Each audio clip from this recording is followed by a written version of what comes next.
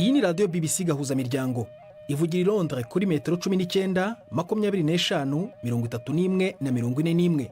Ivugira ku mirongo ya FM mu karere k'ibiyaga bigari no kuri interineti kuri bbcgahuza.com.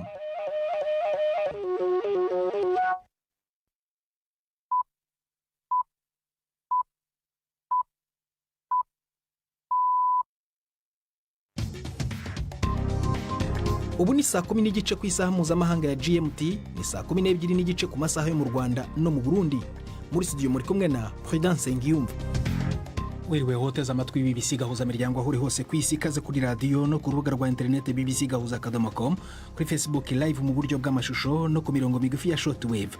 Dore ingingo z'ingenzi z'amakuru turambura mu kanya kuri uyu wa gatanu tariki ya 3 z'ukwa gatandatu. Muri Zambia ibikorwa bimaze iminsi by'umukwabo wo guhiga no guta muri yombi abanyamahanga badafite ibyangombwa byemewe n'amategeko usa n'uwacubije, ariko kubarebwa n'ibyo byemezo ngo umutima nturajya mu gitereko.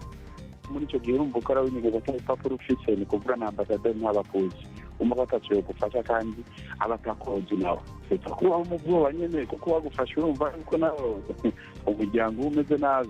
Urukiko mu Rwanda rwanze ubusabe bwa Ishimwe Dieudonné uzwi nka Prince Kid wateguraga irushanwa rya Nyampinga w'u Rwanda, wasabaga gufungurwa by'agateganyo akurikiranyweho ibyaha byo gufata ku ngufu.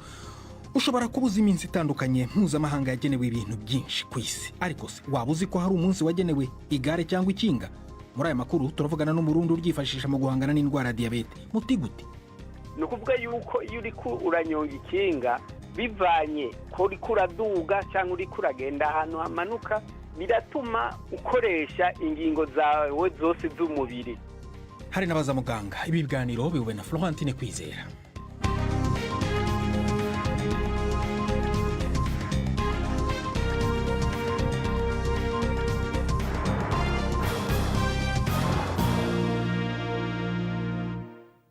Ibi byose turabigarukaho mu kanya nyuma yuko Jacques Niyitegeka abanza kutugezaho ingingo z'andi makuru y'ingenzi avugwa ku isi, arayabagezaho ari mu rugo.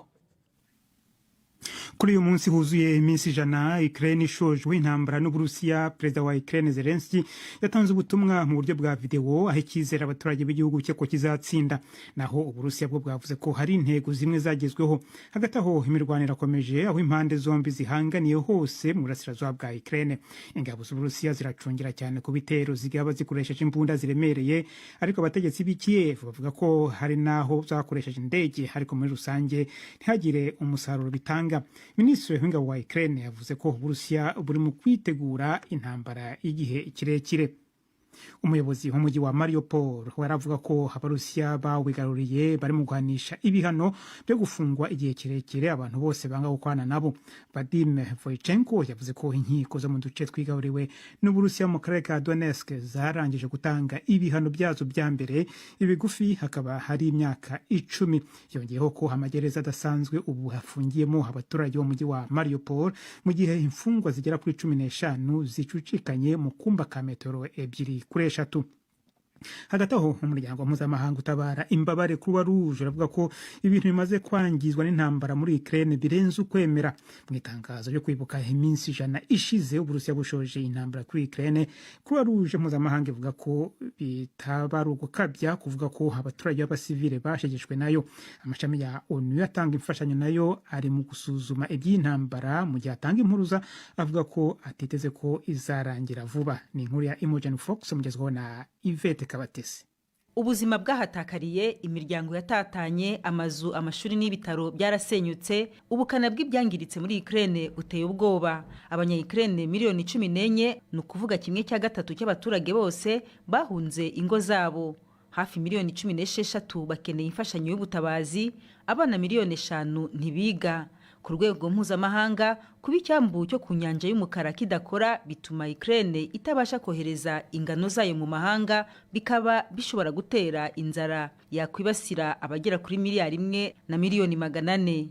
Ikindi kandi nyuma y'iminsi 100 nta kigaragaza ko iyi ntambara izarangira vuba, imiryango ifasha ikaba yiteguye guhangana n'ikibazo kizamara igihe. umukuru w'umuryango w'ubumwe bwa Afurika muri kino gihe perezida wa Senegal Macky Sall yasobanuriye perezida Vladimir Putin w'Uburusiya ingorane Afurika iri mu guhura nazo mu bijyanye n'ibura ry'ibiribwa ryatewe n'intambara ibera muri Ukraine. Mu mubonano wabereye mu ngoro ya perezida Putin iri hafi y'inyanja y'umukara i Sochi, bwana Sall yabwiye perezida w'Uburusiya ko ibihugu bya Afurika birimo kugirwaho ingaruka ku buryo buziguye n'iyo ntambara kubera ko bikoresha cyane impeke ziva mu Burusiya no muri Ukraine ndetse n'ifumbire iturukayo. Mu gihe gishize Moscow yavugaga ko ikibazo cy'ibura ry'ibiribwa ku biribwa biterwa n'ibisasu bya mine biteze hafi y'ibyambu bya Ukraine ndetse n'ibihano Uburusiya bwafatiwe n'ibihugu byo mu burengerazuba bw'isi bikango birimo kwibasira impeke n'ifumbire bwohereza hanze. Hagati aho perezida wa Chad yatangaje ku mugaragaro ko igihugu cye gihanganye n'ikibazo gikomeye cy'ibura ry'ibiribwa maze hasaba amahanga ubufasha. Uyu musirikare uyoboye Chad Mahamat Idriss Deby yashyize umukono ku iteka rivuga ko muri uno mwaka ibiribwa n'imirire byarushijeho kumera nabi cyane. Ni inkuru ya Wiros mugezweho na Jean Claude Mwambutsa. Uyu musirikare uyoboye Chad yasabye ko haboneka inkunga ihagije y'ibiribwa mu gihe cy'amezi 3 cyangwa 4 mbere yuko undi musaruro uboneka. Iki gihe ngo kikaba gikunze kurangwa n'ubuke bw'ibiribwa. Igihugu cya Chad cyakozweho cyane n'ihindagurika ry'ibihe ndetse n'ibikorwa by'ubuhinzi byahungabanyijwe n'umutekano mukeya. Umuryango w'abibumbye uvuga ko iki gishobora kuba ari cyo gihe kigiye kuba kibi cyane mu myaka 10 ishize, aho 1/3 cy'abaturage bose bakeneye inkunga y'ibiribwa. Muri iki gihe cy'uruzuba ndetse n'ibiciro byiyongera, ibihugu byinshi bya Afurika bihanganye n'ikibazo cy'ibiribwa bidahagije. Intambara yo muri Ukraine nayo ikaba yarahungabanyije bikomeye isaranganywa ry'ibyangombwa by'ibanze. Muri Afurika y'Epfo, minisitiri ushinzwe igipolisi yavuze ko umubare w'ibikorwa by'ubwicanyi n'ibindi byaha birimo ubugome bukabije wiyongereye cyane. Bekicere yangaje ko amezi ya mbere y'uyu mwaka yabaye mabi cyane mu bijyanye n'urugomo rukorerwa Abanyafurika y'Epfo. Yavuze ko abantu barenga 6,000 bishwe, umubare wabo ukaba wariyongereyeho hafi 20% ugereranije n'igihe nk'iki mu mwaka ushize. Ibikorwa byo gushimutwa byariyongereye cyane byikuba inshuro zirenze 2 maze birenga 3,000. Umubare w'abasambanywa ku ngufu nawo wariyongereye ugera ku 10,000 hagati y'ukwezi kwa mbere n'ukwezi kwa gatatu. Bwana Chere yavuze ko iyi mibare ibabaje maze yiyemeza kwirukana abapolisi bamunzwe na ruswa no guha igipolisi ibikoresho birushijeho kuba byiza. Prudent. Rakoze Jacques Nitegeka kuri ayo makuru ya BBC.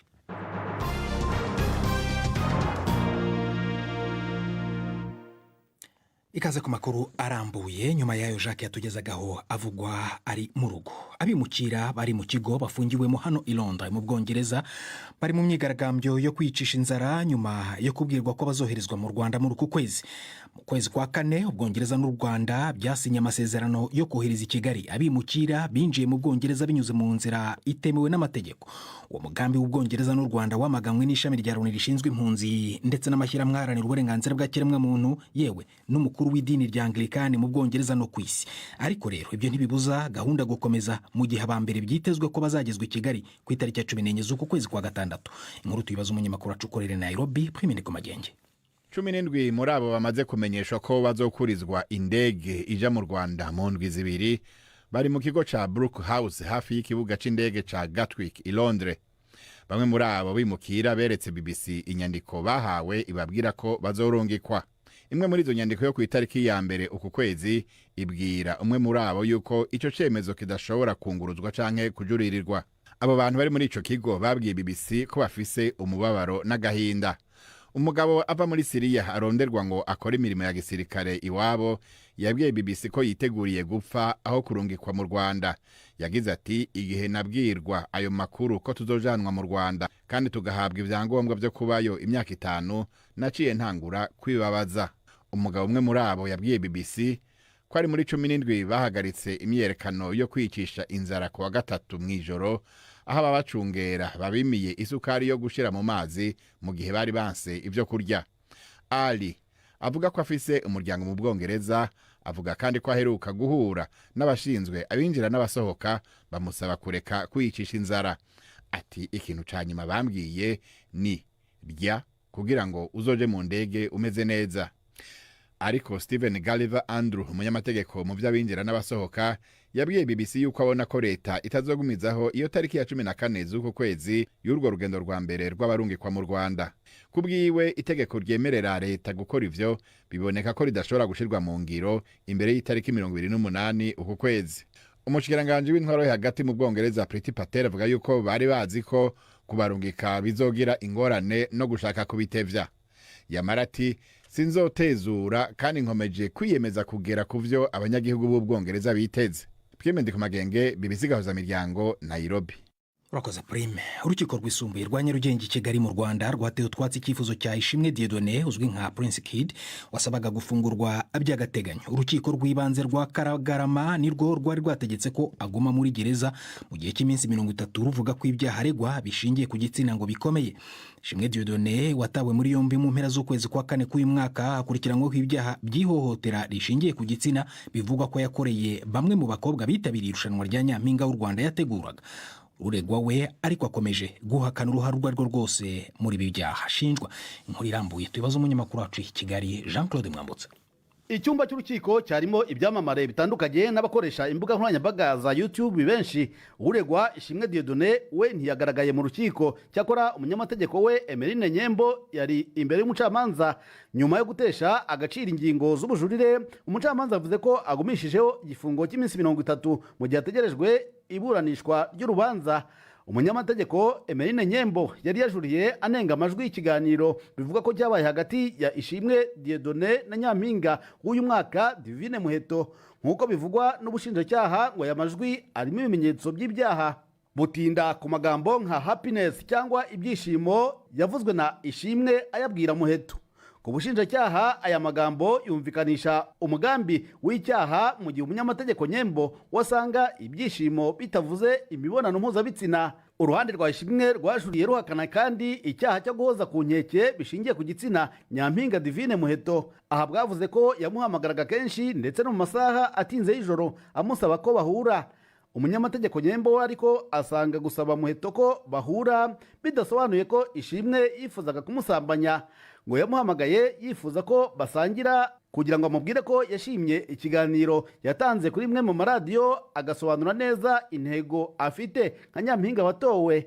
Umunyamategeko Nyembo yanajuririye ukuba uwo yunganira yaratanze ingwate ariko umucamanza akayirengagiza atabanje no kuyisuzuma. Umucamanza yemeye ko uwo ku rwego rwo hasi atasuzumye iyi ngingo, gusa nawe avuga ko ibyaha Ishimwe aregwa bikomeye. Yavuze ko hariho impungenge z'uko Ishimwe yashyira igitutu ku batangabuhamya, ngo biranashoboka ko yagerageza kurigisa ibimenyetso cyangwa akaba yahunga ubutabera. Mu bimenyetso by'ubujurire byateshejwe agaciro harimo kandi n'inyandiko za bamwe mu bakobwa bagejeje ku bushinjacyaha bavuga ko nta hohoterwa bakorewe n'uregwa. Gusa ngo izi zateshejwe agaciro mu rukiko rubanza, cyakora mu bujurireho umucamanza akaba yavuze ko uwo zafasha yazaziyambaza mu rubanza ruburanwa mu mizi. Ishimwe Dieudonné wari umuyobozi wa Rwanda Inspiration Backup, ikigo cyateguraga amarushanwa y'ubwiza yafashwe mu mpera z'ukwezi kwa kane. Ubushinjacyaha bwavuze ko akurikiranyweho ibyaha byo gukoresha undi imibonano y'agahato, ruswa ishingiye ku gitsina no guhoza undi ku nkeke bishingiye ku gitsina. Kugeza ubu urubanza rukomeje kubera mu muhezo, uregwa akaba yarakomeje guhakana ibyaha byose. Jean-Claude Mwambutsa, BBC gahuza miryango i Kigali. Urakoze Jean-Claude Mwambutsa. Reka tujye no ku nkuru y'amagare cyangwa amakinga mu Kirundi, hari n'abayita ibasikeri. Tariki ya 3 z'ukwezi kwa gatandatu ni umunsi witiriwe umunsi w'amagare ku isi, World Bicycle Day mu Cyongereza. Ni umunsi ugamije gushishikariza abantu gutwara igare. Abahanga rero bakavuga ko kunyonga igare bifite inyungu nyinshi mu buzima, birimo nko kutangiza ikirere, mu gukoresha amafaranga make mu ngendo ndetse no mu mibarire y'abantu. Umwe mu bantu bakoresha igare mu kuramira ubuzima bwe ni Innocent Kazokura utuye i Bujumbura mu Burundi. Amaze imyaka akoresha ikinga mu myitozo mu rwego rwo guhangana n'indwara ya diabete abana nayo. Twavuganye nawe atangira asobanurira uburyo yabitangiye. Ko iryo kinga naye nararirondeye kugira ngo riyifashe kubungabunga amagara yanjye. Rero uko ndabikora sukundi ndagerageza umwanya wose ndonse, naho yoba ari minota 30 canke isaha, ngatora ikinga nkagenda nkanyonga. Mu gihe nshoboye gukora uwo mwimenyerezo wo kunyonga ikinga, ni ukuvuga ko mu mubiri wanjye biraheza bikamfasha. Ni igare risanzwe iryo ari ryo ryose cyangwa ufite igare ryihariye? ngo ni aya makinga dusanzwe tubona yuko afise icyo no kwitangira mu kinyamazuru ngo amavitesi, ushobora guhindura imashini ugakura kuri imwe ugashyira ku yindi bivanye n'aho uba uriko uranyongera ingene hashobora kuba haduze cyangwa hateze. None nk'umuntu urimo kukumva Innocent afite icyo kibazo nk'icyawe, akaba asanzwe akora siporo yindi itandukanye itari yo kunyonga ikinga, bitandukaniye hehe ubufasha iryo kinga riguha budatangwa n'izindi siporo? Cyo jewe rishobora kuba rifasha cyangwa ryofasha n'undi wese afise iyi ndwara nk'iyi wanje, ni ukuvuga yuko iyo uriko uranyonga ikinga bivanye ko uriko uraduga cyangwa uriko uragenda ahantu hamanuka, biratuma ukoresha ingingo zawe zose z'umubiri. Ni ukuvuga iyo hakikamye urafise ingene uba wicaye ku ikinga na vitesi uri kugirako. Iyo haduga ngira ngo ntawe utabizi, hari igihe uzubona umuntu ahagurutse akanyonga ahagaze. Ivyo rero bigaca bituma umubiri wawe wose uca ukora. Rero wowe wumva bigaca bituma ngira ngo kujya kuntu buri kurabira icyuya niki, bica bituma bwa bugwayi bwa umuntu aba afise rero nabwo buca bucureha. Ko uri umugwayi wa diabete ukamenya ko mu kintu cya mbere abaganga baduhanura cyo gukoresha ari uko wogira imyimenyerezo yo gukora iyo siporo. None ko tuzi ko mu Burundi baciye amagare mu bice cyangwa se mu mihanda imwe n'imwe y'umujyi, wowe ubigenza gute Innocent? Ubwa mbere byaratugoye kwakira, ariko kubera aba ari ingingo iba yafashwe kandi ari ku neza ya twese, umuntu acuheza ukarondera izindi nzira wocamwo. Nk'ubu nka jewe icyo naciye nkora mu Burundi, urana dufise imisozi tukagira ahantu hateze, je naciye mbona nti ubu nta kundi nca nkoresha amaguru yonyene. Ni ukuvuga ko nkagira bijya byo gutambuka canke nkirukanga buke buke, hama rero ugaca usanga urakoze bishobora gusana bimwe ikiga ryari rikumariye. Ubu rero niko ndabibayemwo, kinga twabaye turarindiriye umunsi bazosubira kuturekurira, zoce nsubira kandi ndarikoreshe, mugabo ubu nikora ku maguru. Innocent Kazokora utuye Bujumbura wifashisha igare cyangwa ikinga mu guhangana n'indwara ya diabete, yakoresheje ijambo ngo ikinyamazuru ashaka gusobanura vitesse. Florentine uri mu kindi cyumba hakurya ya studio arambwiye ngo ikinyamazuru mu Kirundi ni indimi z'amahanga cyangwa foreign languages. Mwabyumvise rero, iyo nkuru ye inatugejeje ku isamo yazi buri minota 14 mu Rwanda no mu Burundi, 13 ahubwo nkibivuga mu Rwanda no mu Burundi. Hano London ni saa 11:47. Iyi ni BBC Gahuza Miryango, urayumva no kuri Kisoro FM muri Uganda cyangwa kuri bbcgahuza.com. Ndi Prudence Nyumba. BBC Gahuza Miryango Igoma ni kuri FM 93.8.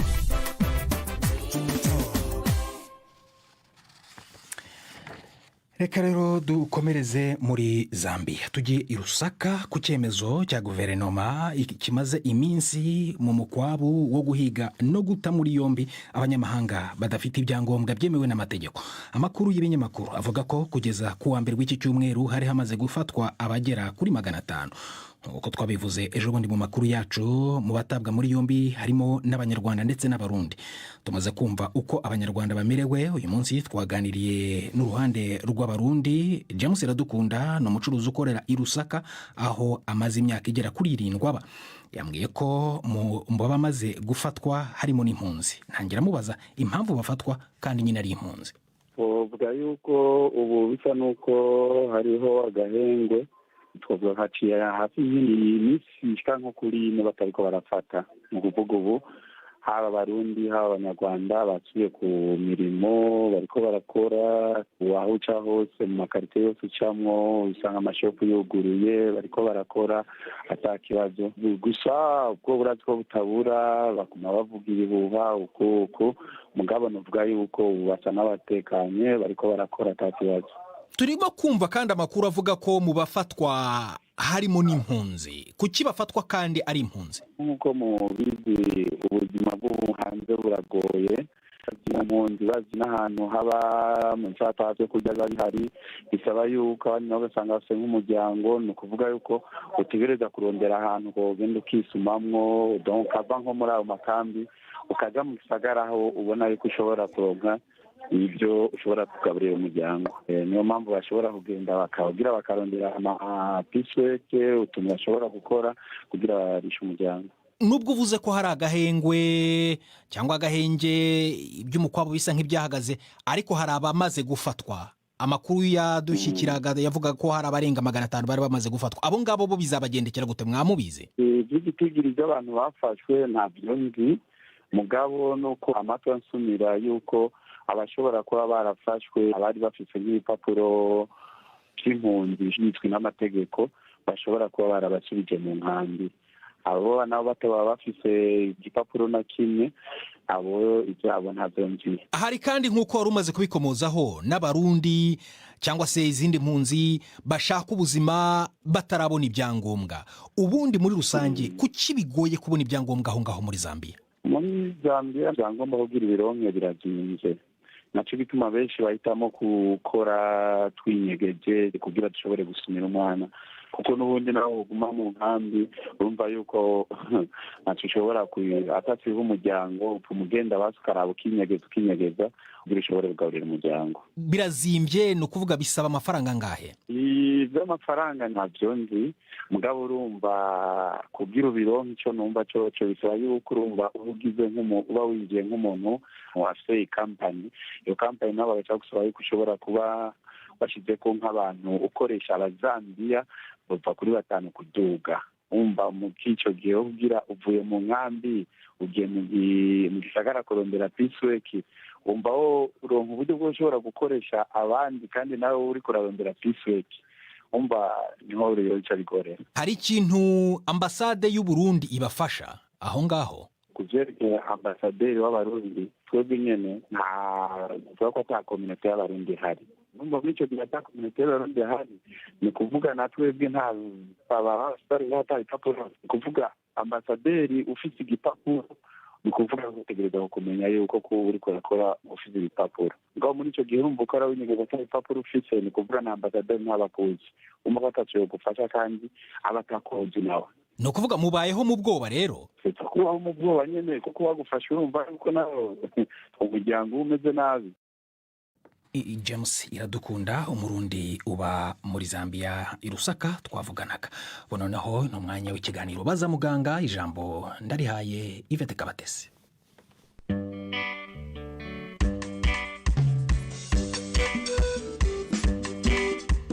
Mwiriho neza. Uyu mugoroba turaganira ku ndwara bita fibromyalgie ituma umuntu agira ububabare bukabije mu mubiri. Turi kumwe na muganga Jean Baptiste Amani mu bitaro by'akarere ka Nyarugenge. Iyi ndwara mu by'ukuri ni indwara ijyana n'ububabare bw'umubiri, aho umuntu wumva usanga afite wenda kubabara mu bice bitandukanye by'umubiri nko kunda, ku bikanu, mu mugongo n'ibice bimwe byo ku maguru. Mu by'ukuri twavuga ko ari indwara ijyanye n'ububabare bw'inyama ndetse n'izindi ngingo zunganira inyama zitwa fibrous tissue mu ndimi z'amahanga. Kugeza ubu ngubu ubushakashatsi bwagaragaje ko ari ibice bigera kuri 18. Kugira ngo rero iyo wemeze ko iyo ndwara uyirwaye byibuze ufite ibice 11 byo ku mubiri wawe bifite ubwo bubabare kuri 18 cyangwa se binarenga bikagera kuri 18. Ntabwo byonyine bihagije, ahubwo agomba kuba afite ubwo bubabare mu gihe kirenze amezi 3 cyangwa kuzamura. Ibyo ngibyo bihari tuyita fibromyalgie, nyine niko abahanga bayigaragaje, ariko mu by'ukuri kitera ntabwo kiragaragara cyane mu bushakashatsi bugenda bukorwa, ariko hari buke bwagiye bugaragaza ko ari ikibazo rimwe na rimwe cy'umusemburo witwa serotonine n'ubundi witwa noradrenaline mu ndimi z'amahanga uba wabaye muke, bityo bigatuma imikaya imwe n'imwe idakora neza ku buryo ikora cyane mu buryo bwo gutera ububabare cyangwa se kubugabanya. Mu by'ukuri ni icyo ngicyo twavuga ko kibitera, ntabwo twabyita amayobera mu by'ukuri. Iyo misemburo subundi imaze iki mu mubiri? Iyo misemburo ifasha ahanini mu gutuma imikaya imwe n'imwe ikora mu buryo bufite gahunda, ku buryo igihe cyose hari igipimo cy'ububabare runaka kitaragerwaho, iyo mikaya itohereza ububabare mu bwonko kugira ngo umuntu yumve ababaye. Mu by'ukuri iyo misemburo ifasha ububabare ko bwaba bwinshi cyangwa bwaba bukeya. mu by'ukuri ni ukuvuga ngo ikiyitera nyine ntabwo kizwi neza ngo bavuge bati ni agakoko nka kumwe tubyita parazite cyangwa bagiteri cyangwa icyashwida. Yego, mu by'ukuri nicyo ngicyo kimaze kugaragara, ariko hari abantu bamwe na bamwe baba bafite ibyago navuga byo kwigira nubwo ikiyitera nyamukuru kitazwi, cyane cyane nko mu miryango imwe n'imwe. Iyo hari umuntu mu muryango wawe wayigize, nawe ushobora ufite ibyago runaka byo kuba wayigira, ariko mu by'ukuri ikiyitera ntabwo icyo cyo rwose cyari cyabasha kugaragazwa n'ubushakashatsi butandukanye. Abo bantu se twavuga ngo baba bafite ibyago byo kuyirwara ni nk'abande? Ahanini ni indwara ifata igitsina gore, kuko bigaragara yuko abagore babiri muri umwe aribo baba bafite ibyago byo kuba bayandura, ariko ntivuje ko n'abagabo bayandura ku kigero runaka. Bigenda gute iyo umuntu ayirwaye? Agaragaza ibihe bimenyetso?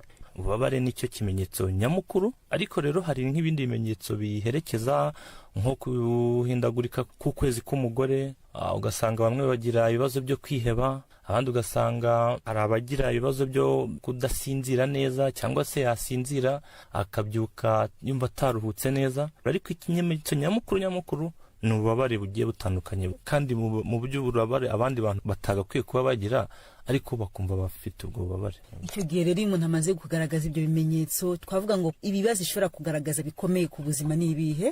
Ingaruka z'iyo ndwara ntabwo twavuga ko zagira ikibazo ku mubiri ngo wenda umuntu abe yanatakaza n'ubuzima, ahubwo complication cyangwa se ingaruka mbi n'ubundi zishamikiye kuri bya bimenyetso byayo. Urumva umuntu uhora ubabara igihe cyose, rimwe na rimwe ashobora kumva adakunze ubuzima, arumva kujya kuryama, naryama kuri matora akababara umugongo, arumva no kujya kuryama ntacyo bimariye, noneho umuntu akaba yabaho ubuzima rwose budashimishije. Ese yabigaragara mu bipimo byo kwa muganga cyangwa mu maraso? Iyo ndwara rero biratangaje, kuko iyo dupima ibipimo byo kwa muganga byo mu maraso, byuma bitandukanye, byose biza bigaragara ko ari bizima, ariko mu by'ukuri umuntu aba afite uburwayi. Ubwo rero nta kizami runaka cyo kwa muganga gipima iyo ndwara, ahubwo iyo ndwara ni indwara muganga we yumva bijyanye n'ubumenyi afite n'ubushobozi, akaba yabasha kuvuga ati iyi niyo ndwara, kuko hari ibipimo mpuzamahanga bigenderwaho. Ni igipimo nyine kireba bya bice byose bibabara by'umuntu, noneho ukabiha amanota ugendeye ku gipimo mpuzamahanga cyashyizweho. Ibyo ngibyo rero nibyo tugenderaho, ariko nta kizami wakora kwa muganga ngo ubasha kubona ko umuntu afite iyo ndwara. Iyi ndwara ya fibromyalgie yabivurwa? Navuga ko ivurwa kugira ngo yorohe, ariko ntabwo ivurwa kugira ngo hakurweho umuzi nyirizina, kuko kugeza ubu utaragaragara. Abaganga hari uburyo butandukanye bakoresha bayivura, hari uburyo bukoresha imiti ndetse n'uburyo budakoresha imiti. Mu buryo budakoresha imiti harimo gukora imyitozo ngororamubiri, kurya indyo irimo ibyo bita acide amine yitwa tryptophan, kuko ifasha mu kongera wa musemburo. Harimo navuga ibintu byose byagufasha kwirangaza ku buryo ya mikaya idakomeza kumva bwa bubabare. Noneho uburyo bukoresha imiti ni imiti igiye itandukanye dushobora kuba twakoresha kugira ngo umuntu abashe kwihanganira ya ndwara, ndetse n'iyo miti ibashe kumufasha kugabanya igipimo cy'ububabare, umuntu akaba yabaho ubuzima butarimo kwa kwiheba, butarimo kagahinda, butarimo bwa bubabare bukabije. Ariko iyo miti ni imiti umurwayi nyine ahoraho kugira ngo ubuzima bwe bumere neza, butarimo ububabare bwinshi bungana gutyo. Muganga Jean Baptiste Amani watubwiraga ku ndwara ya fibromyalgie. Twibutse ko mwakomeza kutwoherereza ibibazo i Kigali ni ugasanuka amabaruwa 2790. Email ni bazamuganga@gmail.com. Muramukeho. Uramukeho Yvette, nawe rero ndetse na muganga mwaganiraga ni namwe muri kudusingiroza umusozo w'ibiganiro byacu. Gusa mbere kuva muri studio nakubwira ko ejo imboni mvano izagaruka ku kibazo cy'abanyeshuri mu Rwanda bemerewe inguzanyo zo kwiga mu mashuri makuru, ariko bakaza kuzangirwa nyuma yo kuzemererwa. Wirare kwibaba rero. Hanyuma wamenya ko rero muri Zambia ibikorwa bimaze iminsi by'umukwabo wo guhiga no guta muri yomba abanyamahanga badafite ibyangombwa usa n'uwacubije, ariko abarebwa n'ibyo byemezo barimo abanyarwanda ndetse n'abarundi bakavuga ko ngo bakibayeho mu bwoba. Ibi biganiro ushobora kongera kubyumva kuri bbcgahuza.com cyangwa se kuri Facebook niba ubishaka mu buryo bw'amashusho ugashakisha BBC Gahuza. Byari biyobowe na Florentine Kwizera. Michael Ligard yadufashije kugira ngo bikugereho mu majwi arongorotse ameze neza. Yendi Prudence Nyumva wakoze guhitamo BBC Gahuza miryango ejo kuwa gatandatu n'imboni mvano ku cyumweru n'urunana ibice byombi byo muri iki cyumweru. Ndagushimiye, komeze kwirinda